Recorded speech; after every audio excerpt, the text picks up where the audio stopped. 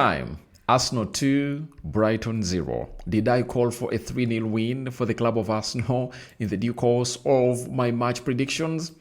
I think that's what I really went ahead to call in for, but it was just one goal less. And you saw to it that it was almost in because Leandro Trossard had gone in for a shot that was denied by the lower bottom post. Smash like button, comment and share. If at all you're watching us for the very first time, endeavor to subscribe to this channel so as not to miss out on stories that we do upload in here on a daily. As I tell you, this has been what we call the Hell End Affair. And two Arsenal Academy graduates have gone ahead to obviously rise up to the occasion, and they've gone ahead to obviously score 2 goals. And who am I talking about? I'm talking about Nwaneri in the 57th minute and Bukayo Saka in the 76th minute. In there, he came off the bench and really doubled the lead to give Arsenal that comfortable lead in this particular game of football as they took on Brighton. As I tell you, it was a game of 2 halves. If you've watched this game very well, this is what they call a game of 2 halves. Why do I call it a game of 2 halves? Because in the first half, it was Brighton all over the place. And in the first half alone, I think, did Arsenal even register a shot on target? Did they even register a shot on target in the first half? I don't think they really even wanted to register one.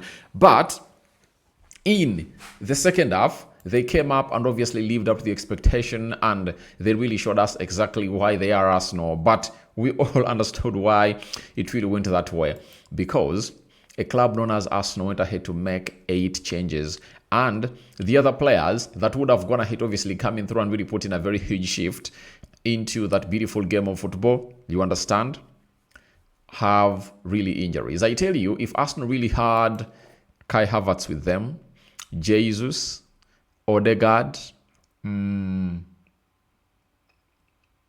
Martinelli, you would have gone ahead to see to it that in that team, Madueke would have gone ahead to start, Havertz would have gone ahead to start, Jesus would have gone ahead to start in there. So, I tell you, Arsenal would have gone ahead to obviously be a very deadly team. But all in all, they came up. They really went ahead to put in a very huge performance as a club of Arsenal, and they really fought back because the first half was not all that good for them. But one thing you have to give credit to the club of Arsenal is that for them to get the first goal, the manager had not gone ahead to make any change. That is it. The manager had not gone ahead to make any change. You get. So that means the team that started went ahead to score the most important goal of the game, and that is the first goal through Nwaneri. Very good build up, and Lewis Kelly went ahead to obviously do the needful. Everything is all about Hell End, because even Lewis Kelly, who provides the assist for the first goal, is a Hell End graduate. Oh my God. Hell End has gone ahead to obviously take over the day, and I think we are going to be talking about those youngsters that went ahead to come in through from the academy.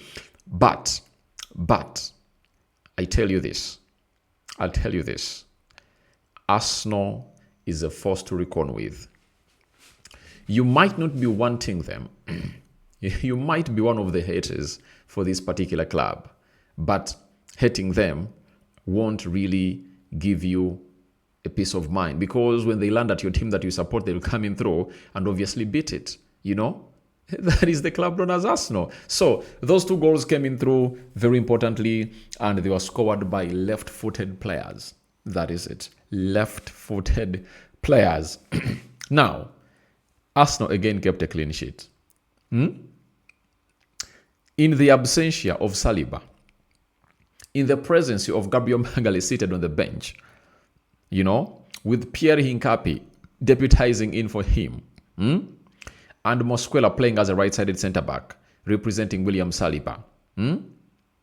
Guys, they really looked solid. The most deadly half was the first half, and these people never went ahead to concede any goal.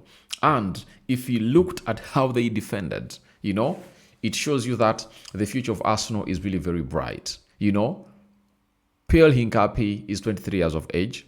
Mosquera is just 21 years of age. Now, Arsenal is like bringing in another breed of central defenders that will obviously be with them for a very long period of time.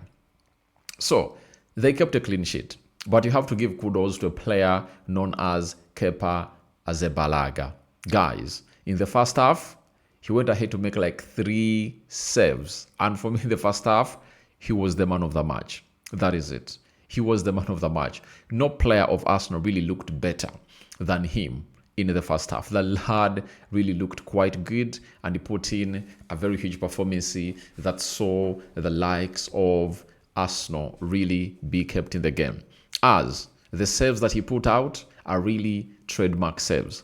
And you saw to it that he really went ahead to do his sweeper goalkeeping role very well, and he read every game in very well. And he really commanded that central defense because he's the most, when you look at that back line, the most experienced player, I think, was him. Next was Benjamin White. Then you can talk about Pierre Hincapi, then Mosquera and Lewis Kelly. So they are not all that experienced, and they needed some command from the goalkeeper, and that is Kepa Arrizabalaga, and he really commanded them very well, and they really looked good in there for you. So Arsenal on keeping clean sheets, this has been, I think, their 14th game of the season, right? And 15th game of the season, and they've only gone ahead to concede 3 goals. I think it has been the 13th because in the Premier League they've gone ahead to play just 9 games. So 9 games in the Premier League, they've conceded 3 goals. Champions League 3 games played, they've conceded 0 goals. Carabao Cup or the EFL Cup, they've gone ahead to concede 0 goals. So it shows you how good this team is and how they are really thriving to make it up and see to it that they make really ends meet in the best way possible without conceding goals. And it is the basic or the foundation of a team that will win a trophy. A team that will win a trophy doesn't have to concede very many goals. You understand? A team that will win a trophy doesn't concede very many goals. And I bet whether Arsenal will concede like 20 goals in the Premier League, they will concede like 7. They might concede like 17, maximum 20. And they're obviously going to outscore their opponents on several occasions. And I've gone ahead to see people say Arsenal is really using set pieces to win games. And I'm like, Arsenal has to find a way of really scoring goals because no club comes at Arsenal and really plays an open game. Arsenal has reached a level where a team that was one of the best in the league, known as Man City, goes ahead to come in through and really pack the bus. Very surprising. It shows you the level at which Arsenal is. That if you say, let's play an open game, obviously Arsenal will come at you and obviously destroy you, But clubs make it hard for this club to see to it that they really put in a very huge shift in there. But I'm happy for Max Dorman. He's still young, and I won't come in here and really judge him. I know his end product to the game is really lacking, but the lad is just 15 years of age, and you just have to respect him and really give him his flowers and words of encouragement to obviously continue doing what he does. And with time, you'll obviously understand that when I reach this area, I have to be doing ABCD, But his decision making has not been good, but he really put up a show. I tell you, he put up a show that went ahead to obviously enjoy, and is the youngest ever player to start for the club of Arsenal. That is a player known as Max Dorman in there for you. I really liked how Nogard played in that central defensive midfield, though he had costed Arsenal a goal. But Mosquera, oh my God, guys, Mosquera was an absolute bargain for the club of Arsenal. If they tell you that they got him under £15 million, you won't even admit, because for only the minutes he has gotten in at the club of Arsenal, before not even half of a full debut season for him, the lad has gone ahead to really multiply in his price tag.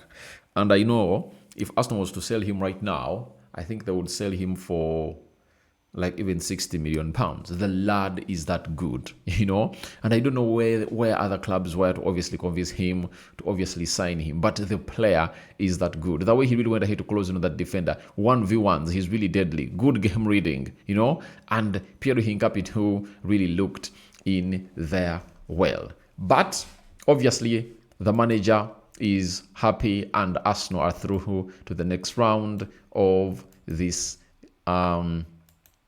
tournament in there. So Arsenal 13 shots, Brighton 17. 5 shots on target by Arsenal. Brighton had 6 shots on target. 51% ball possession by the club of Arsenal. 49% ball possession by Brighton.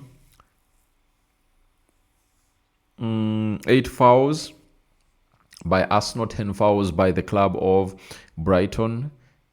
0 yellow cards to Arsenal, 2 yellow cards to Brighton. 0 red cards to Arsenal, 0 red cards to Brighton. 4 offsides to Arsenal and 3 offsides to Brighton. 8 corners to Arsenal and 2 corners to the side of Brighton. Arsenal, obviously, emerging the super winners of the day. But, guys, I don't know how many times Arsenal has gone ahead to lose, at Emirates on this round when they're really playing against Premier League teams, I think it has been, is it 7 times they've gone ahead to be knocked out by Premier League teams, and they've gone ahead to obviously come and say, this season we are defying what has always gone ahead to stop us. In the Premier League already, most of the teams that beat Arsenal last season, also Arsenal dropped 2 points, in every fixture they really did. Arsenal has gone ahead to turn around that with what we call a win, and in so doing, they've beaten Brighton, they've beaten Manchester United, they've beaten Newcastle, they've beaten West Ham, they've beaten Crystal Palace. Guys, they are turning everything around, and that is what you need from a team that is obviously going to be competing for the trophy. Now, this keeps them into the game to see to it that they obviously continue competing for this trophy. And for players like Max Dorman, Nwaneri, and very many others obviously continue getting in playing time. The Hincapis of this world, the Mosquelas, and so on and so forth, because it's only in this tournament where you're obviously going to be getting ample playing time. As in the Premier League and Champions League, the manager will go in for his favorites, and that's how you see to it that when they're playing against Burnley, all the 8 players that have been on the bench will be seen into the starting 11 for the club of Arsenal, unless otherwise one of the players really gets injured. But I tell you, those 8 players were rested, will come in through and really put up a very huge show. Now, you've known that keeping a clean sheet at Arsenal, it's not all about the goalkeeper, maybe Raya. It's all about the team and how they really play their beautiful games in there. So, Rokani David has brought you the match preview and is signing out for now. See you later. And other teams have gone ahead to be really knocked out. Liverpool has been knocked out, but you'll have to understand that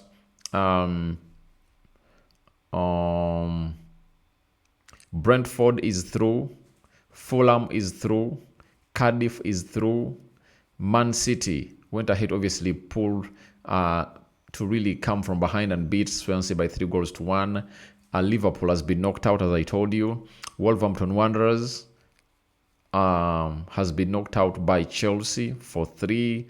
Newcastle has knocked out Spurs 2-0. Now, we are waiting for the draw and see who is obviously going to be facing who is obviously going to be facing who in this particular fixture. So, for now, we out. See you later. Bye, mates. Rokani David is my name. Continue to subscribe. Rokani Media Football it is. This is the much anticipatedly waited for match reaction, as Arsenal fans are like, Rokani, serve us.